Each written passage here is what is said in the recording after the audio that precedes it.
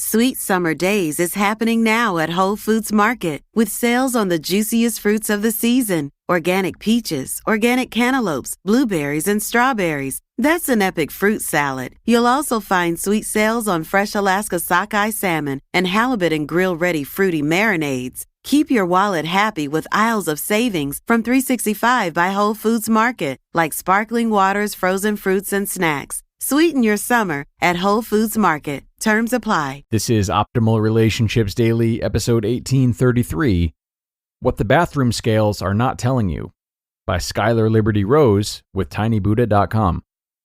Hello, everybody. I'm your host, Greg Audino, and welcome to our weekly bonus episode here on ORD. Like we do each week, I have supplemented our regular episode for today, which is live now as well, number 1832, with another episode that features a previous airing from one of the other shows in our network. This one today comes from Optimal Health Daily, and it really addresses self-love, loving our bodies, and healing our relationships with ourselves. So I'm sure you're going to enjoy it. Without further ado, here is Dr. Neil with the post and his commentary as we optimize your life. What the Bathroom Scales Are Not Telling You, by Skylar Liberty Rose with tinybuddha.com.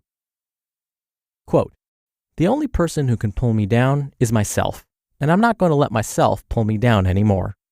C. Joy Bell. At a recent visit to the doctor's office, I had some routine checks done. Afterward, the doctor flipped through the findings and said, blood pressure, good. Pulse, good. Weight, okay. He then continued to talk about other things, but my mind was still on his previous words. Weight, okay. Why wasn't my weight good, like my pulse and blood pressure? I had managed to completely skim over the fact that my vital signs were absolutely fine. I immediately fixated on the physical aspect and added my own negative slant to it. There is so much that is so deeply ingrained within us that even when we are self-assured, we still get caught off guard sometimes.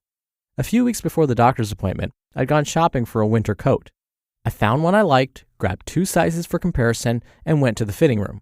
One size was slightly too snug under the arms, and the other gave me more freedom to move.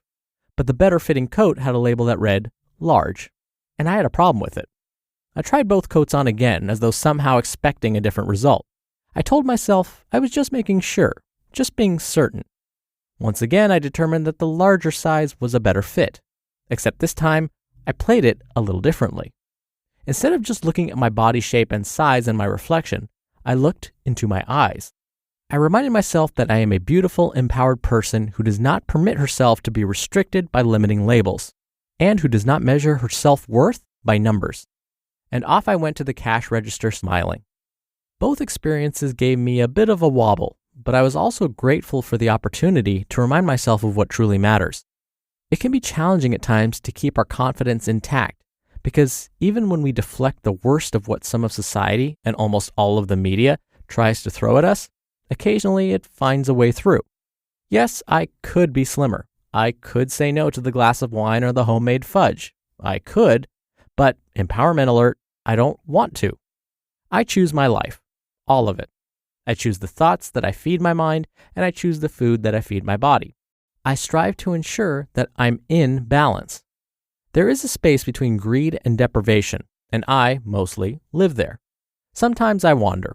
I'm okay with that, because honestly, it's better for me to visit both directions occasionally than to be bent on staying firmly in the middle. I follow a plant-based diet, and I exercise every day, but I don't want to be fixated on a so-called ideal and unrealistic image that doesn't allow me to enjoy my life. Sometimes a little loss of control is good for the soul. Like many of us, I used to obsess about my weight.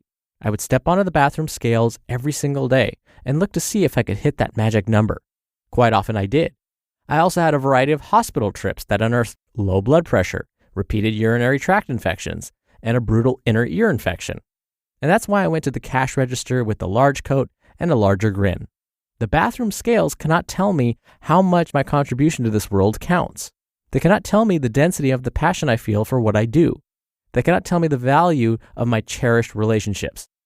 What if we stopped measuring our waistlines and started measuring our magical moments? The ones where we laugh like lunatics with our friends. The ones where we look down and find our hand wrapped in someone else's. The ones where we let ourselves get gorgeously lost in a book or a movie. The ones where we fill up on love and get dizzy drunk with happy. Will you get to the end of your days thinking, I'm so glad I spent all those years sucking in my stomach? Or will you smile as you remember how much you enjoyed creating precious memories? Will your final thoughts be that you wish your thighs had been slimmer or smoother? Or will you just be grateful that they carried you? Will you ponder on what everyone else thought of your life? Or will you just think, I'm glad I did it my own glorious way? I may have the odd moment of self-doubt, which is basically known as being human, but there are many, many more moments where I remembered that I've come a long way since being that younger, slimmer, unhappier, less confident person.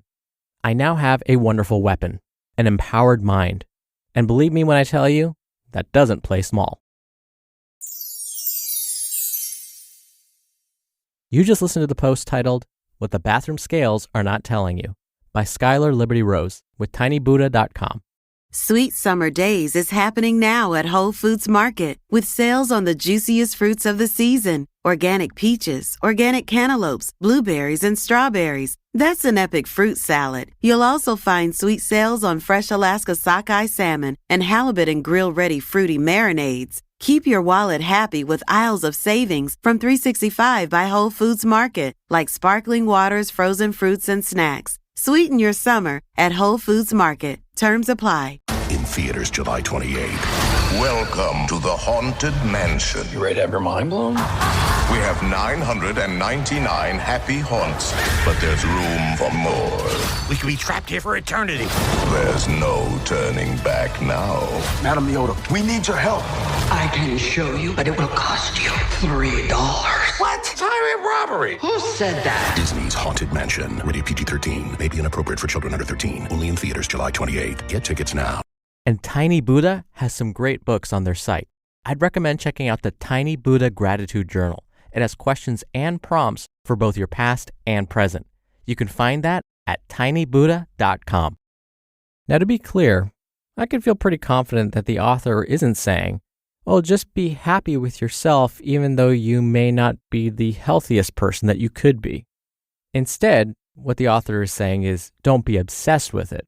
So sometimes what happens is folks will say, well, I'm happy with myself even though I have high blood pressure, I have an increased risk for all these diseases, my blood sugar's way too high. And again, the author's not saying that you wouldn't want to try and improve those things. You just don't want to become hyper-focused on imperfections. Be the best self you can be. I think that's what she's trying to get at.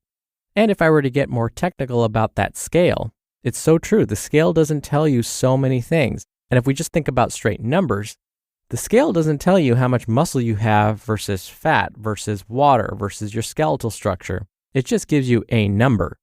And so it's easy to get disheartened by just looking at that number on the scale. If we don't dig a little deeper and maybe measure our waist and our hips and see if those have decreased, or if we don't check our body fat percentage, the number on the scale really doesn't tell us a whole lot. But if we start combining that number with other factors, again, like your waist and hip circumferences, or your body fat percentage, or how your clothes are fitting, well, now we can get a better picture of what that number really means. I've experienced this many times where folks will come to me frustrated after I've been working with them saying, the number on the scale isn't going down. And then I'll say, well, how are your clothes fitting? Oh, they feel great. Well, okay, then we're actually making some progress. You probably built some muscle and lost some fat. That sounds like a good thing, right? So yes, the number on the scale can be definitely misleading in a more concrete way, but also, as the author mentioned, in a deeper, more emotional way. All right, really quickly before I go, if you're on Instagram, come follow us at Old Podcast.